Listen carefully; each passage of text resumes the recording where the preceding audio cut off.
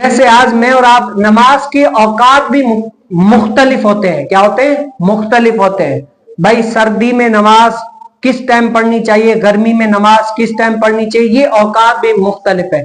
تو نبی کریم صلی اللہ علیہ وسلم نے فرمایا جب سخت گرمی ہو تو گرمی میں مثال کے طور پر ظہر نماز کس ٹائم پڑھی جائے. بھائی وہ ٹائم بتائیں جس میں دین اسلام پسندیدہ ٹائم پسند کرتا ہو کہ اس ٹائم پر یعنی نماز پڑھی جائے، کیونکہ گرمی میں ظہر سب سے زیادہ مشکل ہوتی ہے. آپ کو پتہ ہے کتنی گرمی ہوتی ہے.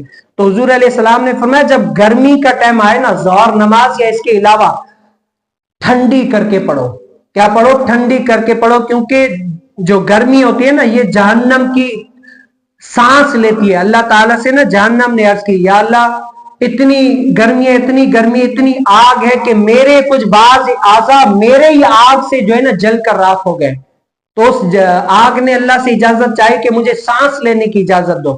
تو نبی علیہ السلام نے فرمایا کہ اللہ تعالیٰ نے اس کو اجازت دیتی تو 2 مرتبہ کیا ہے جہنم نے سانس لی. جو یہ اتنی ساری جون جولائی میں گرمی آتی ہے نا، یہ جہنم سانس لیتی ہے، اتنی ساری یہ گرمیاں بڑھ جاتی ہے. تو آپ سوچ لیں جہنم سانس لیتی ہے، ہم وہ گرمی برداشت نہیں کر سکتے.